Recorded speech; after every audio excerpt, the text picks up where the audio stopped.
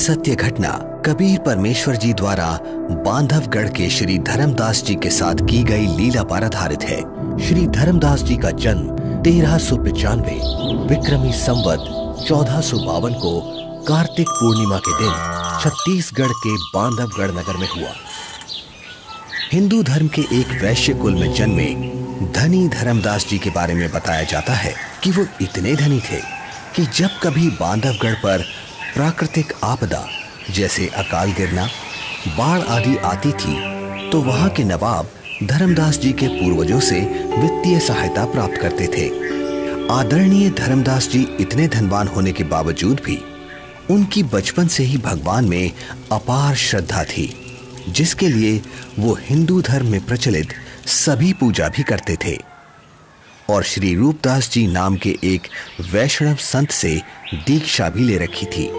अपने गुरुदेव के बताए अनुसार वो नित्य गीता जी का पाठ करते, शालिग्राम की पूजा करते, एकादशी का व्रत करते और श्राद्ध इत्यादि भी करते थे। जब धर्मदास जी वृद्धावस्था की दहलीज पर आ गए तो उन्होंने अपनी पत्नी से तीर्थों की यात्रा करने की बात कही। आमिनी। जी स्वामी। गुरुदेव ने कहा है कि मुक्ति पाने के लिए 68 तीर्थों की यात्रा जरूर करनी चाहिए, इसलिए मैं कल तीर्थ यात्रा पर निकल रहा हूं। मेरे जाने की तैयारी कर देना, यात्रा के लिए जरूरी सामान बांध देना। ठीक है स्वामी। आमिनी, तुम अपना ख्याल रखना। जी, आप भी अपना ध्यान रखना।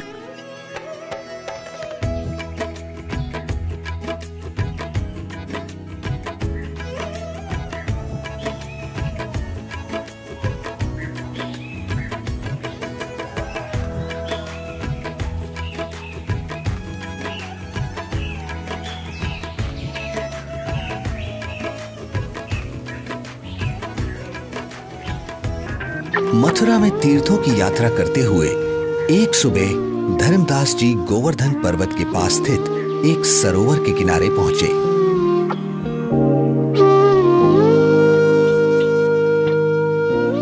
वैसे तो सरोवर का पानी बहुत ही गंदा था, फिर भी वे सरोवर में उतर जाते हैं क्योंकि कहा जाता था कि उसमें नहाने से स्वर्ग मिलता है। इसलिए धर्मदास जी ने उसमें स्नान किया और फिर अपने ठाकुर जी की पूजा करने लगे। तभी वहां सर्वसृष्टि रचनहार कबीर देव जी काशी शहर से आकर प्रकट होते हैं और एक मुसलमान जिंदा महात्मा का रूप बनाकर धर्मदास जी से थोड़ी ही दूरी पर आकर बैठ जाते हैं। अब धर्मदास जी पवित्र गीता जी को खोलकर उसका ऊंचे स्वर में पाठ करने लगते हैं। बहुनी में व्यतीतानि जन्मानि तव च अर्जुन तानि अहम वेद सर्वाणि न त्वम वेद परंतप। श्री भगवान बोले, हे परंतप अर्जुन, मेरे और तेरे बहुत से जन्म हो चुके हैं, उन सबको तू नहीं जानता, मैं जानता हूँ। न तू एव अहम जातु न आसम न त्वं न इमे जनाधिपाः न च एव न भविष्यामः सर्वे वयम अतः परम।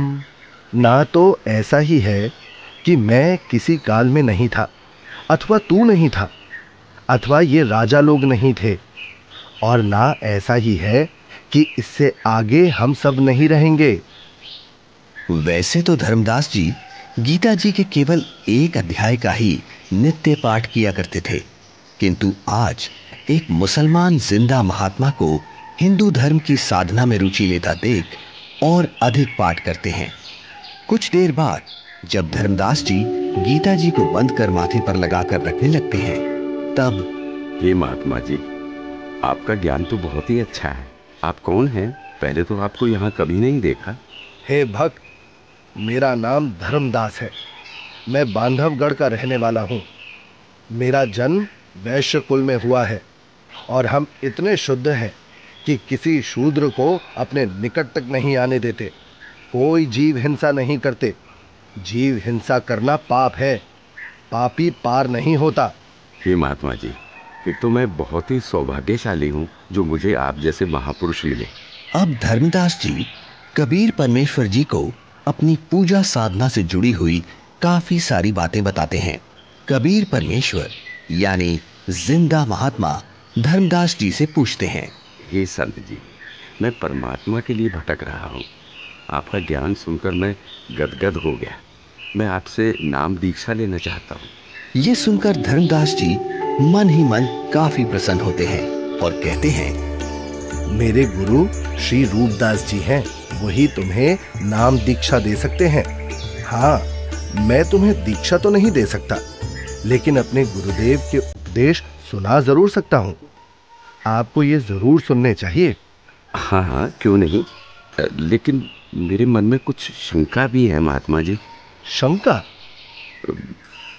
जी। कैसी शंका जिंदा? पूछिए पूछिए। हे महात्मा जी, मैं जानना चाहता हूँ कि मुझे कौन सी साधना करनी चाहिए जिससे मैं खुदा को पा सकूं। अगर तुम्हें वास्तव में सच्चे अजर अमर परमात्मा की प्राप्ति करनी है तो सुनो, सबसे बड़ा महापाप होता है जीव हिंसा करना। मांसाहारी और जीव हिंसा करने वाला व्यक्ति कभी भी मोक्ष प्राप्त नहीं कर सकता। ठीक है स्वामी, मैं जीव हिंसा नहीं करूंगा। मेरे गुरुदेव श्री रूपदास श्री राम जी और श्री कृष्ण जी का नाम देते हैं, इसीलिए तुम्हें भी हरे राम हरे कृष्ण का जाप करना होगा। 68 तीर्थ करने होंगे और इसके अलावा एकादशी का व्रत, शालीग्राम पूजा यानी मूर्ति पूजा, श्राद्ध करना आदि कर्मकांड करना भी अनिवार्य है। ऐसे मुक्ति मिलती है। धर्मदास जी एक ज्ञानी की तरह कबीर प्रभु को बातें बता रहे हैं और दूसरी तरफ कबीर परमात्मा एक अनभिज्ञ श्रद्धालु की तरह अपने हाथों को जोड़े हुए धर्मदास जी की सब बातें सुनते हैं और बड़े ही विनम्र भाव से बोलते हैं, हे स्वामी, मैं कुछ और शंका समाधान चाहता हूँ, अगर आपकी आज्ञा हो तो। हाँ हाँ, क्यों नहीं, अवश्य पूछिए। स्वामी जी, ये गीता जी का ज्ञान किसने लिखा है? गीता ज्ञान तो स्वयं श्री कृष्ण जी यानी श्री विष्णु भगवान जी ने बोला है। अच्छा।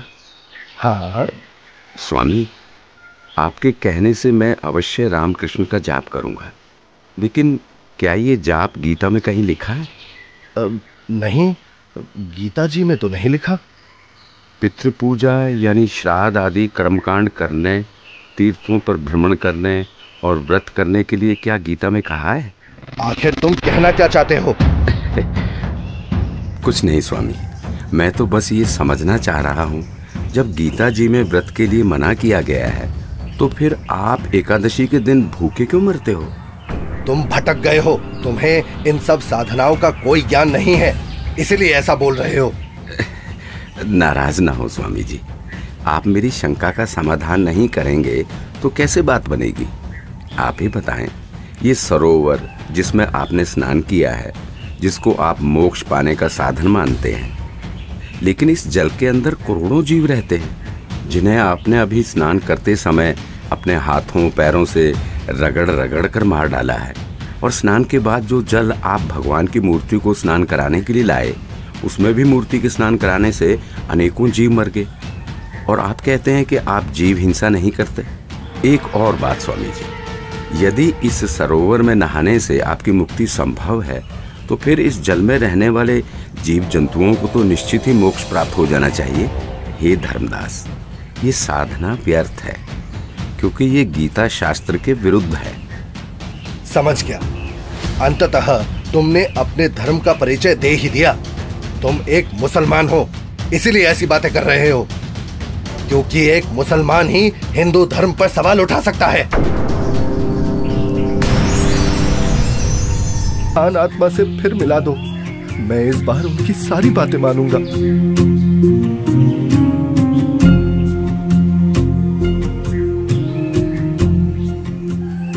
आज धर्मदास जी का मन किसी भी कर्म कांड में नहीं लग रहा था।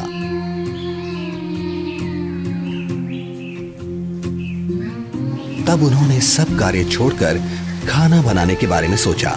भगवान का प्रसाद बना लेता हूँ, और फिर उन महापुरुष की खोज करता हूं।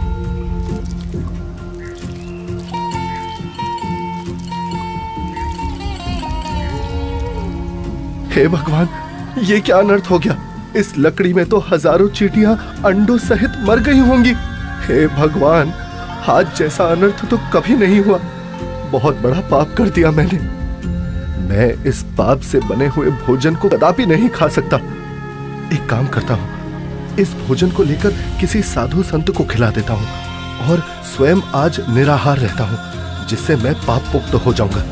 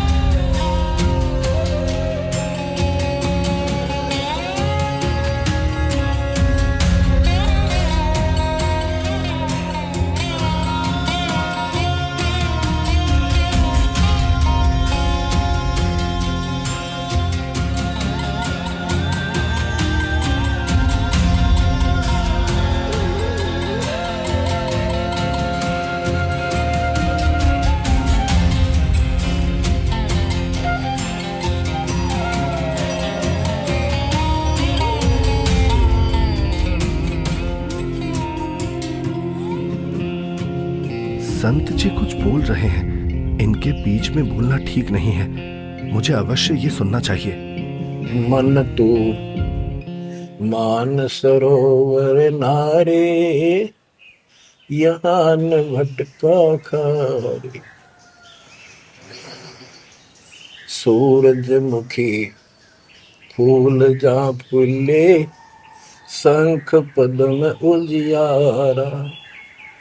गंगा यमुना मध्य सरस्वती, वहाँ त्रिवेणी की धारा। मन तू मान सरोवर नारे, यहाँ न भटका खारे। जहाँ कमोदनी चंद्रगता है, कमल कमल मद तूरा। अनहद नाद अजब धुन होई, जाने सतगुरु पूरा। मन तू मान सरोवर नारे, यहाँ न भटका खारे। ओ गट घाट विषम है दरिया, नहावे संत सुजाना। ओ गट घाट विषम है दरिया, नहावे संत सुजाना। मोक्ष मुक्ति के पर भी ले रे, साक्षी है ससीवाना। मन तू मान सरोवर नारे, यहाँ न भटका खारे। जावा हंस कोलाहल करते हैं, मोती मुक्ता खाही। ऐसा देश हमेश हमोरे, अमृत भोजन पाही। मन तू मान सरोवर नारे, यहाँ न भटका खारे।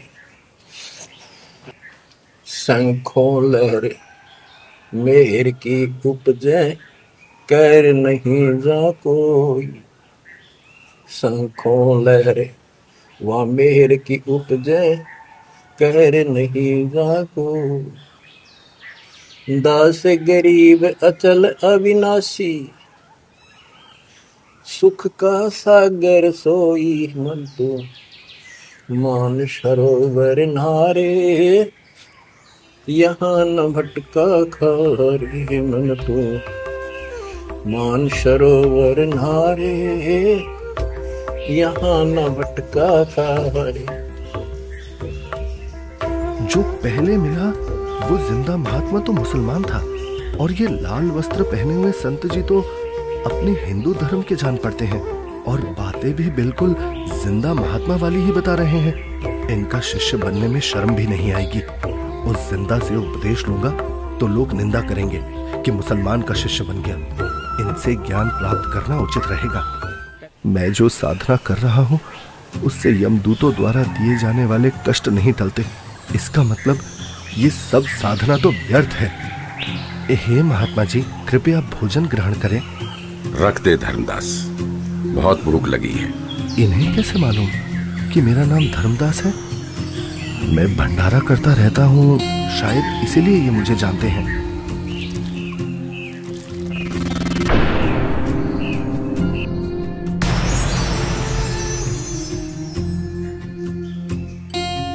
आप तो वही महात्मा जी हो। हत्यारे, कल तू क्या कह रहा था कि जो जीव हिंसा करते हैं वो कभी मोक्ष को प्राप्त नहीं कर सकते। अरे तू तो कसाई से भी बुरा निकला। हे प्रभु, मुझ अज्ञानी को क्षमा करो। मैं कहीं का नहीं रहा जिसका कोई लाभ नहीं, और शास्त्र अनुकूल साधना किससे मिले ये आप ही बता सकते हैं। मैं आपसे पूर्ण आध्यात्मिक ज्ञान सुनने का इच्छुक हूँ। कृपया मुझ अज्ञानी पर दया करके मुझ पापी को वो तत्व ज्ञान सुनाए भगवान, जिससे मेरा मोक्ष हो सके। ठीक है धर्मदास, अब सुनो। आप एकादशी का व्रत करते हो, जबकि श्रीमद् भगवद गीता अध्याय 6 श्लोक 16 में पढ़ा है कि हे अर्जुन, ये योग यानी भक्ति ना तो अधिक खाने वाले की और ना बिल्कुल ना खाने वाले अर्थात व्रत रखने वाले की, ना अधिक सोने वाले की तथा ना अधिक जागने वाले की सफल होती। इस श्लोक में व्रत रखना पूर्ण रूप से मना है धर्मदास।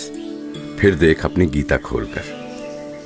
यहाँ परमेश्वर कबीर देव जी जिंदा रूप में धर्मदास जी को सृष्टि रचना सुनाते हैं और तीनों देवताओं की स्थिति से अवगत कराते हैं कि हे धर्मदास, अभी तक आप जिन भगवानों की यानी ब्रह्मा, विष्णु, महेश की भक्ति कर रहे थे, वो तो पृथ्वी, स्वर्ग और पाताल केवल इन तीनों लोकों में प्रधान है।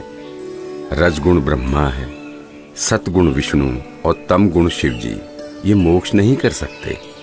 आप जो भक्ति कर रहे हैं उससे कोई लाभ नहीं होगा। धर्मदास, केवल शास्त्र अनुकूल भक्ति करो। हे महात्मा, आप ये क्या कह रहे हैं? ब्रह्मा, विष्णु, महेश की भक्ति करने से कोई लाभ नहीं होगा? हम उनको कैसे छोड़ सकते हैं? धर्मदास, मैं इन देवताओं को छोड़ने की नहीं कह रहा, बल्कि आपको ये समझा रहा हूँ कि जो पवित्र गीता जी और पवित्र वेद बता रहे हैं वैसे साधना करने से ही मोक्ष संभव है। हे जिंदा, भगवान विष्णु अखिल ब्रह्मांड के स्वामी हैं और आप उनको केवल 3 लोक के स्वामी बता रहे हैं। यदि फिर से आपने श्री विष्णु को अपमानित किया तो उचित नहीं होगा। मूर्ख के समझावते ज्ञान गाठी का जाए, कोयला होत न उजला, भावे 100 मन साबुन लाए। ये मैंने क्या कर दिया? मैंने उन महात्मा को फिर से नाराज कर दिया। मेरी बुद्धि भ्रष्ट हो गई है। जो मैंने सच्चे परमात्मा को नहीं पहचाना, उन्हें अपने जैसा मनुष्य मान लिया। हे भगवान, मुझे क्षमा करो। अब जिस पूजा को मैं कर रहा हूं वो कर नहीं सकता और आपकी बात मैंने सुनी नहीं। हे भगवान, मुझे सत्मार्ग दिखाओ, नहीं तो मैं आत्मघात कर लूंगा। मुझे परमात्मा की सच्ची भक्ति चाहिए। अब परमात्मा के अंतर्ध्यान हो जाने से व्याकुल धर्मदास जी अपने आप को कोसते हुए तीर्थ यात्रा को बीच में ही छोड़कर घर को चल पड़ते हैं। रास्ते में धर्मदास जी एक बगीचे में विश्राम करने के लिए रुकते हैं, जहां अक्सर सभी तीर्थयात्री विश्राम के लिए रुका करते हैं। जहां धर्मदास जी चिंतन करते हैं कि पूर्ण परमात्मा की साधना तो मेरे को मिली नहीं और पहले वाली साधना मैं नहीं करूं तो कहीं मैं पाप का भागी ना बन जाऊं। इसलिए धर्मदास जी मूर्ति निकालकर वापस उन्हीं की पूजा करने लगते हैं। तभी दयालु परमात्मा कबीर देव जी पहले की तरह संत रूप बनाकर वहां प्रकट हो जाते हैं, जिन्हें देख धर्मदास की खुशी का ठिकाना ही नहीं रहता। हे परमात्मा, हे मेरे मालिक, बहुत दया करी दाता, मुझ पापी को माफ करे प्रभु। बैठो प्रभु, मैं आपके खाने के लिए कुछ लाता हूँ। नहीं धर्मदास, अभी इच्छा नहीं है। हे भगवान, यदि आप नहीं खाएंगे तो मेरी आत्मा को कष्ट होगा। ठीक है धर्मदास, जो तेरी इच्छा है ले आ खाने के लिए। धर्मदास के काफी आग्रह करने पर और उनके सच्चे भाव को देखकर परमात्मा कबीर जी पेड़े और बताशे खाने लगते हैं। परमात्मा को पेड़े खिलाते हुए धर्मदास जी बहुत प्रसन्न होते हैं। प्रसाद लेने के बाद परमात्मा फिर से ज्ञान चर्चा करने लगते हैं। हे धर्मदास जी, आप यदि अभी भी इस ज्ञान पर विश्वास नहीं कर पा रहे हैं तो क्यों ना आप एक बार अपने गुरुदेव रूपदास जी से ये सब पूछ के देख लो कि क्या ब्रह्मा विष्णु महेश के कोई माता पिता हैं या नहीं, और क्या ब्रह्मा विष्णु महेश जी की जन्म मृत्यु होती है। क्या ये देवता आपके पाप कर्म काट सकते हैं? क्योंकि जो ज्ञान मैंने आपको बताया है पुराणों में ये सब स्पष्ट लिखा है। और हाँ धर्मदास, आप अपने गुरु जी से ये भी पूछना कि क्या आप जो भक्ति बता रहे हैं उससे मुझे मोक्ष की प्राप्ति हो जाएगी। हाँ प्रभु, मैं निश्चित ही गुरुदेव से इन शंकाओं का समाधान अवश्य करवाऊंगा। इसके बाद कबीर प्रभु वहां से चल पड़ते हैं। धर्मदास जी कबीर परमात्मा जी को बेहद व्याकुलता में एकटक देखते जा रहे हैं। प्रभु, प्रभु! लेकिन धर्मदास जी के लिए ये परिस्थिति बहुत असामान्य हो जाती है। धर्मदास जी इतना व्याकुल हो जाते हैं कि वो परमेश्वर कबीर साहिब जी को छोड़ना नहीं चाह रहे थे, और पहले वाली साधना भी छोड़ना धर्मदास जी के लिए बहुत मुश्किल हो रहा था। कबीर प्रभु के जाने के बाद धर्मदास अपनी शंकाओं के समाधान के लिए अपने गुरु रूपदास जी के आश्रम की तरफ निकल पड़ते हैं।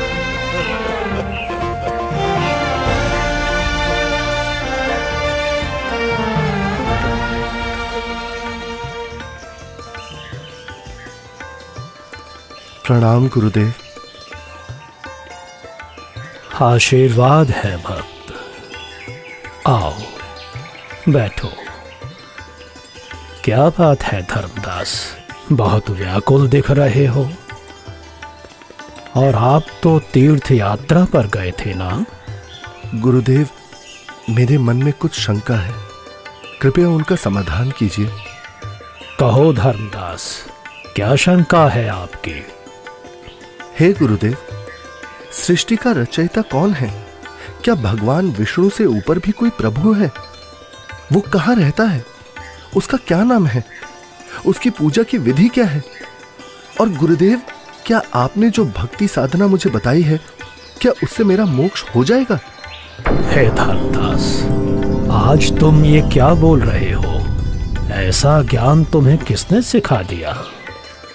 तुम लक्ष्मी नारायण की भक्ति करो, ठाकुर जी की सेवा करो और राम कृष्ण जी का जाप करते हुए प्रतिमा पूजा करो, जिससे तुम्हारी मुक्ति हो जाएगी।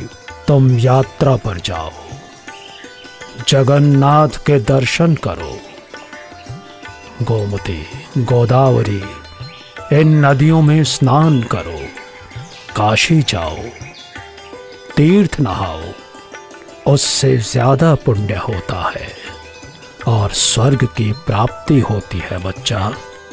भगवान तो निराकार है, वो ज्योत स्वरूपी निरंजन है जो शून्य में रहता है।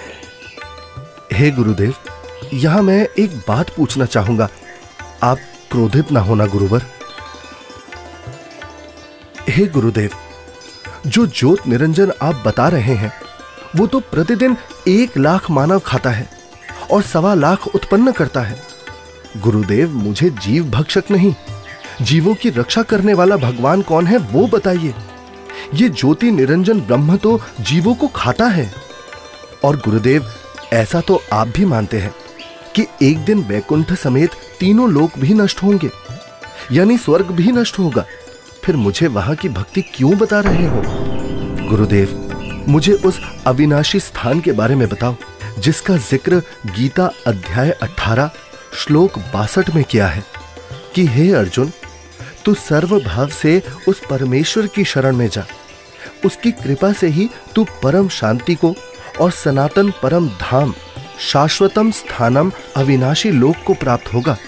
इस प्रकार धर्मदास जी जिंदा बाबा रूप में मिले परमेश्वर कबीर जी से सुनी सृष्टि रचना के आधार पर काफी तर्क रखते हैं, जिसके पश्चात गुरु रूपदास जी कहते हैं, बेटा धर्मदास, जो ज्ञान मेरे पास था वो सब मैंने आपको बता दिया है। इससे आगे का मुझे कोई ज्ञान नहीं है। जो महात्मा आपको मिले हैं वो अवश्य ही कोई पहुंचे हुए महापुरुष हैं। हे गुरुदेव, मुझसे कोई गलती हुई हो तो माफ करना, किंतु जिसने मुझे ये तत्व ज्ञान बताया है, अब मैं उन्हीं के चरणों में जाऊंगा। आज के बाद वही मेरे सद्गुरु होंगे। ठीक है धर्मदास, आप उनको अपना सद्गुरु बनाओ और उनके अनुसार बताई साधना कर लो। इसके बाद धर्मदास जी गुरु रूपदास जी को प्रणाम करके वहां से अपने घर की तरफ निकल पड़ते हैं।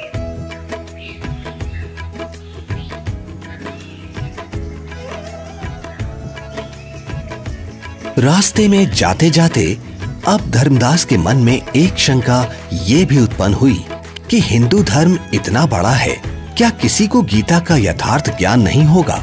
अवश्य कोई ना कोई साधु महात्मा मंडलेश्वर गीता में कहे उस परमेश्वर परम अक्षर ब्रह्म के विषय में जानता होगा। इसके बाद धर्मदास कई प्रसिद्ध हिंदू संतों से मिलते हैं। सबको पहले 1 रुपया दान देते हैं ताकि संत मेरे को अपने दिल की बात गुप्त रहस्य बताएगा, क्योंकि जो भक्त अधिक दक्षिणा देता था तो संत उससे अधिक स्नेह से बात करते थे। उस समय 1 चांदी का रुपया आज के 10,000 रुपए के लगभग कीमत का होता था। सबसे पहले धर्मदास जी एक वैष्णव महामंडलेश्वर श्री ज्ञानानंद जी के पास जाते हैं, जिनका बहुत अधिक बोलबाला था। हे संत जी, क्या श्री ब्रह्मा जी, श्री विष्णु जी और श्री शिव जी के कोई माता पिता हैं? बच्चा, इनका कोई जन्म मरण नहीं होता, इसलिए माता पिता का तो सवाल ही नहीं उठता। इतना सुनकर धर्मदास जी वहां से चल पड़ते हैं।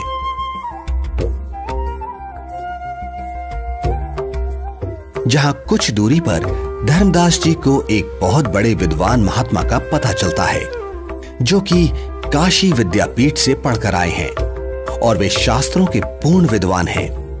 धर्मदास जी महात्मा के पास जाते हैं और दक्षिणा देकर पूछते हैं, महात्मा जी, गीता जी के अध्याय 18 श्लोक 62 में भगवान श्री कृष्ण ने अपने से अन्य किस परमेश्वर की शरण में जाने को कहा है? भगवान श्री कृष्ण अर्जुन को अपनी ही शरण में जाने को कहते हैं भक्त। श्री कृष्ण जी से ऊपर कोई भगवान नहीं है। इस प्रकार धर्मदास जी बहुत से संत महंत मंडलेश्वरों के पास जाते हैं और सभी से एक जैसे ही प्रश्न करते हैं, किंतु उत्तर किसी का संतोषजनक नहीं मिलता। कोई विष्णु जी को सर्वे सर्वा बताता है तो कोई शिव जी को करता धरता और कुछ तो परमात्मा को निराकार ही बताने वाले मिल जाते हैं। हे भगवान, जीवन नष्ट हो जाता यदि मैं इन संतों से इनके ज्ञान की परीक्षा ना लेता और ये परम संत ना मिलता। यह सोच धर्मदास जी जिंदा महात्मा रूप परमेश्वर को याद करते हुए घर की ओर चल पड़ते हैं।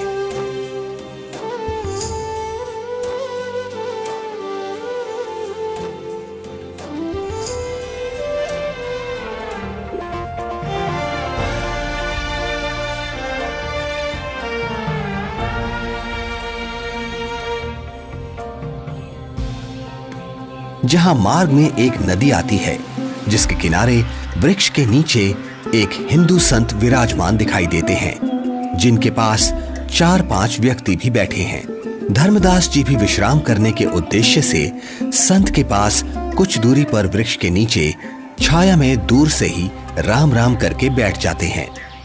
लगता है मुझे इस साधु से भी प्रश्न करना चाहिए। अरे नहीं नहीं, जब बड़े बड़े मंडलेश्वरों को ज्ञान नहीं, जिनके पास हजारों शिष्य हैं, तो फिर इसके पास तो क्या ही होगा। यहाँ तो बस 4-5 वृद्ध ही तो बैठे हैं। आदेश महाराज, आदेश। हे धर्मदास, हिंदू मंडलेश्वरों ने बता दिया वो परमेश्वर कौन है। मुझ पापी अवगुण हारे को क्षमा करो महाराज। मैंने बड़ी भारी भूल की है।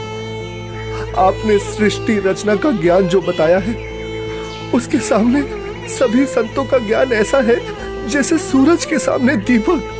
धर्मदास, तेरे मन में अन्य संतों से ज्ञान जानने की प्रेरणा मैंने ही की थी। यदि आप इन सब के अज्ञान से परिचित नहीं होते तो फिर भी मेरे ऊपर विश्वास नहीं करते, सोचते रहते कि और संतों के पास भी जाना चाहिए। ये कैसे हो सकता है कि मुसलमान को ज्ञान है, हिंदुओं को नहीं? अब तुम पूर्ण विश्वास करोगे, इसलिए पूर्ण लाभ मिलेगा। मेरे को एक अन्य संत मिला, उसने भी यही आप वाला ज्ञान बताया था। मुझे लगता है वो आप ही हो। आपने रूप बदल रखा है। हे धर्मदास, मैं उनका शिष्य हूँ, वे मेरे गुरु हैं, वे काशी में रहते हैं। यहाँ धर्मदास व जिंदा रूपी परमात्मा की बहुत ज्ञान चर्चा हुई, जिसके बाद मैं अब सतगुरु के दर्शन करने जा रहा हूँ, आज्ञा दो। मुझे सतलोक के दर्शन करा दो, बिना देखे मुझे शांति नहीं होगी। हे धर्मदास, आपको गुरुजी से दीक्षा दिला दूंगा, फिर भक्ति करना। हे जिंदा, आप ही सब कुछ हो, अपने आप को छुपा रहे हो। मुझे सतलोक दिखाओ ताकि मेरी आत्मा को संतोष हो। धर्मदास, नाम लेकर भक्ति करो। जब शरीर छोड़कर जाओगे तो आप वहां सतलोक देखना। हट क्यों कर रहे हो? मैं कितना दुष्ट हूं कि मैंने परमात्मा पर विश्वास नहीं किया, और अब पता नहीं वो फिर दोबारा दर्शन देंगे या नहीं। रोते रोते धर्मदास जी अपने घर पहुंच जाते हैं।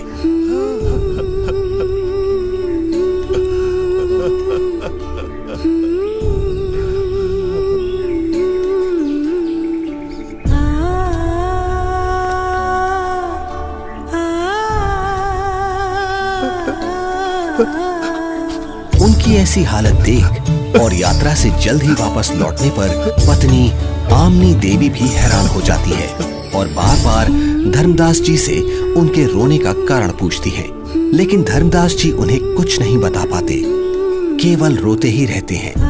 फिर काफी देर बाद, क्या हुआ स्वामी, क्या हुआ? कुछ तो बताइए, आखिर क्या हुआ आपके साथ? लगता है इनके पैसे किसी ने लूट लिए हैं। क्यों कच्चा मन कर रहे हो जी? किसी ने यात्रा में आपका धन लूट लिया तो कोई बात नहीं, आपके पास धन की कमी थोड़ी है, और ले जाना, भगवान ने बहुत दे रखा है। आमिनी, यदि रुपए पैसे वाला धन लुट गया होता तो मैं और ले जाता। मेरा तो ऐसा धन लुट गया है आमिनी, जो शायद अब मुझे कभी ना मिले, और वो मैंने अपने हाथों अपनी मूर्खता से गंवाया है। धर्मदास जी जिंदा महात्मा से हुई सर्व ज्ञान चर्चा और उनसे सुनी सृष्टि रचना आमनी देवी को सुनाते हैं। आपने भगवान को क्यों नहीं पहचाना स्वामी? ये क्या किया आपने? बनिया होते हुए भी आप ये सौदा कैसे चूक गए? इसी बात का तो दुख है आमिनी। जीवन में पहली बार मुझसे इतनी भारी भूल हुई है। अब धर्मदास रोजाना अपने घर के आसपास, जंगलों में, नदियों के पास, नगरों में और दूसरी अलग अलग जगह पर काफी सारे धर्मगुरु, संत, महंत, मंडलेश्वर, आचार्य, शंकराचार्य के पास जा जाकर परमात्मा को ढूंढने लगे। कहीं वेश बदल कर बैठे हों, इसलिए प्रश्न भी करते कि श्री ब्रह्मा जी, श्री विष्णु जी, श्री शिव जी के माता पिता कौन है, वो परमात्मा कौन है? परंतु उत्तर ठीक नहीं होता था। तो स्पष्ट था ये साधु संत परमात्मा जिंदा नहीं है। 6 महीने तक जिंदा बाबा नहीं मिले। तब एक दिन, हे स्वामी, आप ऐसे मत रोइए, भला रोने से कोई समाधान थोड़ी ना होगा। कुछ याद कीजिए स्वामी, उन्होंने कुछ तो बताया होगा कि वो किस प्रकार मिलते हैं, कहाँ मिलते हैं। हाँ, याद आया आमिनी, उन्होंने ज्ञान चर्चा करते समय बताया था। जहाँ कहीं भी धर्म भंडारे चल रहे होते हैं, मैं वहाँ जरूर उपस्थित होता हूँ और अपनी प्यारी आत्माओं को ज्ञान समझाता हूँ। धर्मदास, क्या धर्म भंडारा? फिर तो स्वामी क्यों ना हम धर्म भंडारा ही करवा दें। हाँ, यही सही है। 3 दिन का धर्म भंडारा करते हैं।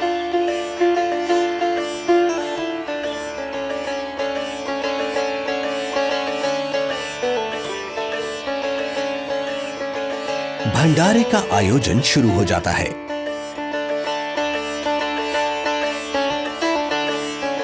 दूर दूर से साधु महात्मा भंडारे में आने लगते हैं।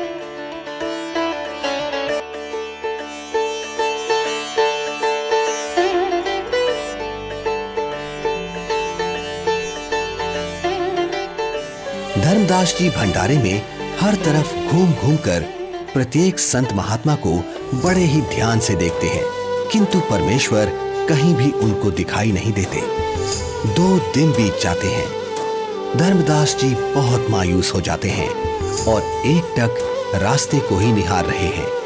आज वो मन ही मन संकल्प कर लेते हैं कि प्रभु, आप मुझ अपराधी को दर्शन नहीं दे रहे।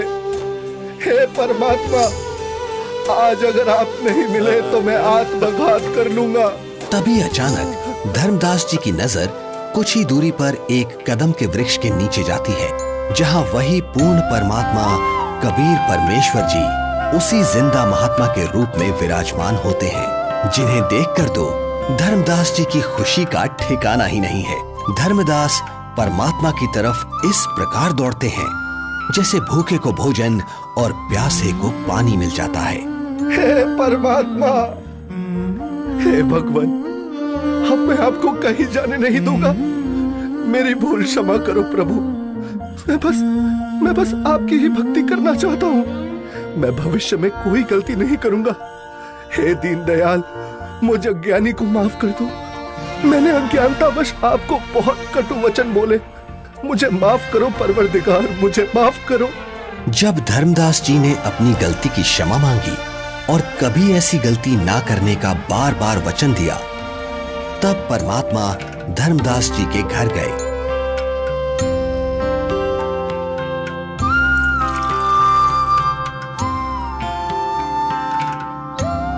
जहां आमनी देवी और धर्मदास जी दोनों ने परमात्मा की बहुत सेवा की और उनसे नाम दीक्षा ली। हे प्रभु, आपका बच्चा बहुत नरम दिल का है। इतना रोया, मैं भी रुला दी। आपकी तड़फ में दिन रात रोता रहा। मैं बार बार हिम्मत हौसला दिलाती, परमात्मा अवश्य मिलेंगे। ये रोते हुए कहते, हमने अब नहीं मिलेंगे। मैंने उनको बहुत बार परेशान किया अपनी मूर्खता व अज्ञान के कारण। फिर रोने लग जाते। आपने अपने दास को इतना कष्ट नहीं देना था।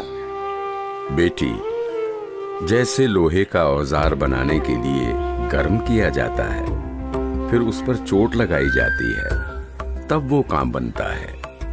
ठंडे लोहे पर चोट काम नहीं करती, इसलिए धर्मदास को 6 महीने गर्म करना पड़ा। ये काल का वकील बना था।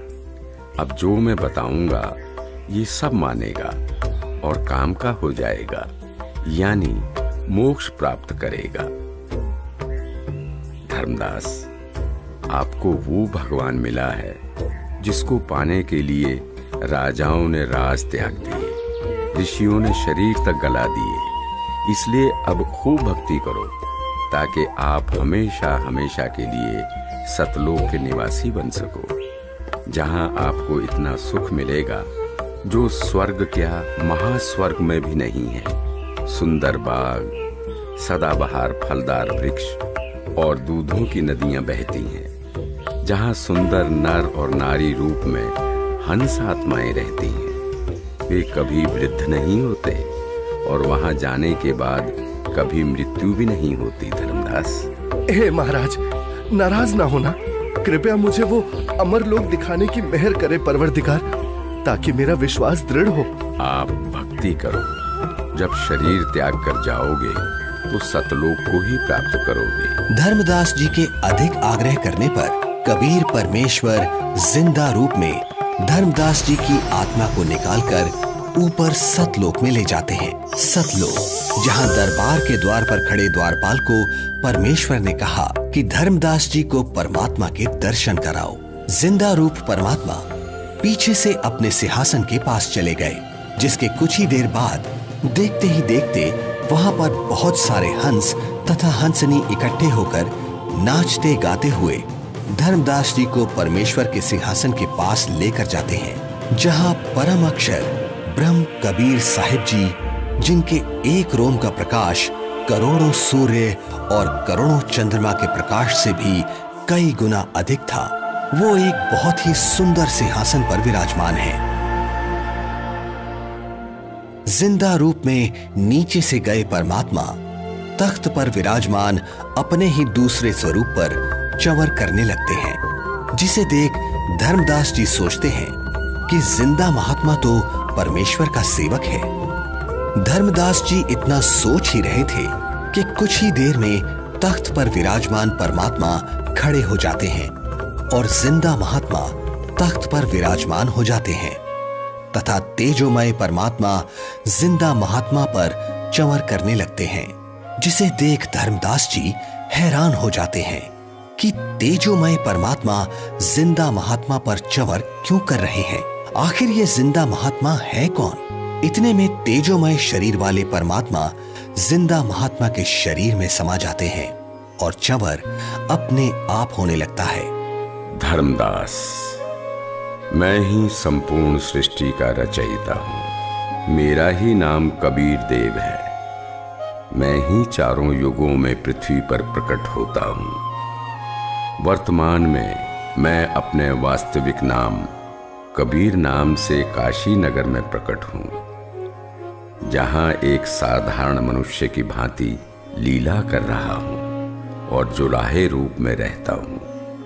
धर्मदास, काल जाल में फंसे अपने बच्चों को भक्ति का धनी बनाकर उनके इस वास्तविक घर सतलोक में वापस लाने के लिए वहां प्रकट हुआ हूं। हे सर्वसृष्टि रचनहार, मैं बहुत दुष्ट हूं। मैंने आपको कितना दुखी किया, कितना अपमानित किया। मुझे माफ कर दो परवरदिगार, मैं बहुत नीच हूं, माफ कर दो मुझे। हे परमात्मा, आपने ये इतना प्रकाशमान रूप पृथ्वी पर क्यों नहीं प्रकट किया? क्यों छुपा रखा है? हे धर्मदास, यदि इसी रूप में नीचे जाऊं तो किसी की भी आंखें इस प्रकाश को सहन नहीं कर सकती। दूसरी बात, काल ब्रह्म यानी ज्योति निरंजन का डर के मारे हाल बेहाल हो जाएगा।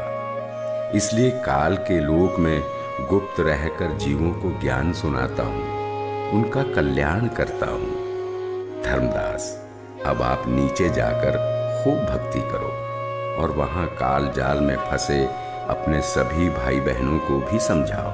सत्य का गवाह बनो कि ये काशीवासी जुलाहा सर्व सृष्टि रचनहार है, सबका धारण पोषण करने वाला है। परम अक्षर ब्रह्म यानी सत्य पुरुष अविनाशी परमेश्वर है। यही वास्तव में परमात्मा है। जैसा गीता अध्याय 15 श्लोक 17 में तथा अध्याय 2 श्लोक 17 में लिखा बताया है, वह यही है।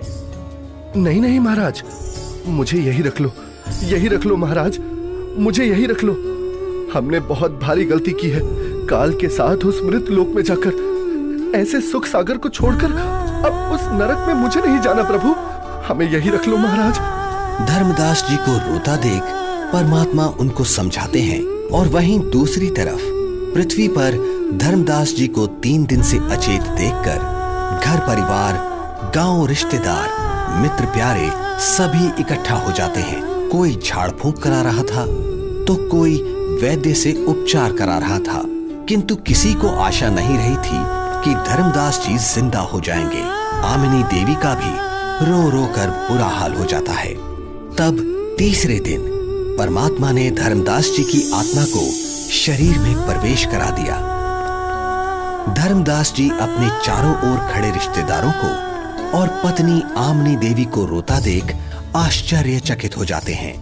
क्या हुआ आप सभी को? आप ऐसे रो क्यों रहे हैं?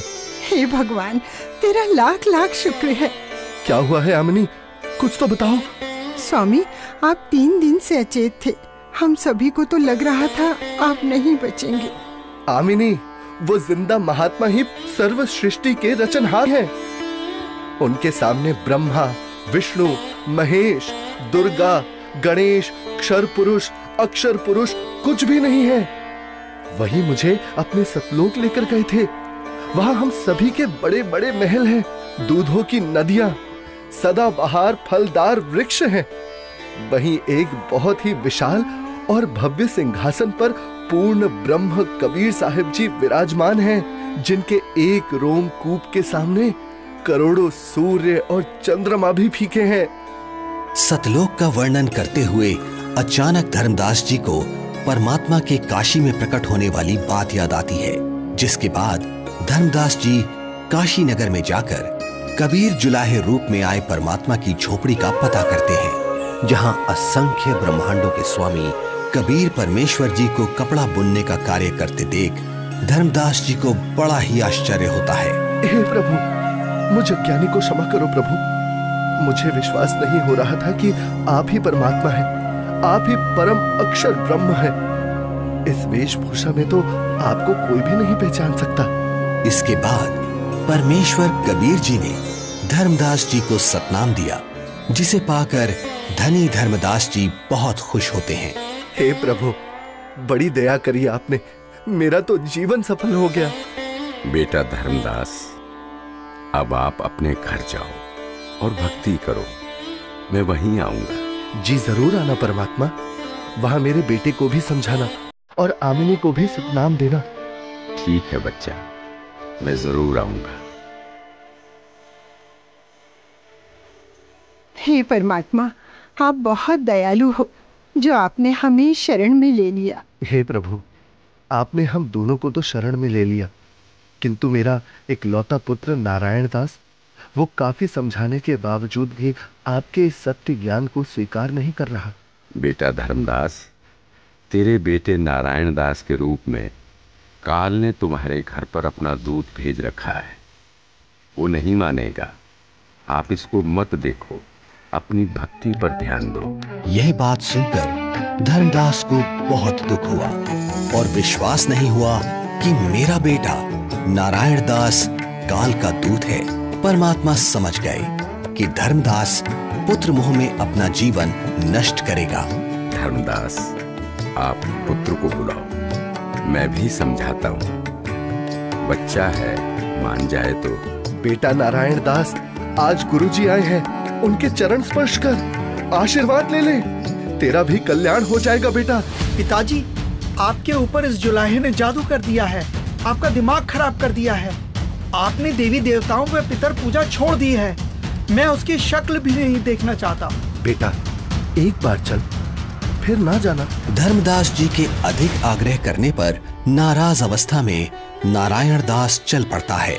जाकर थोड़ी दूरी पर कमरे में सतगुरु के सामने बैठ जाता है। परमात्मा समझाने लगते हैं, किंतु नारायण दास कुछ भी समझने को तैयार नहीं होता। बेटा, पूर्ण परमात्मा की भक्ति करो, आपका भी मोक्ष हो जाएगा। मैंने नहीं सुननी आपकी झूठी कहानी। धर्मदास, देख, बेटा नारायण दास कितना सुंदर है, भोला भाला है।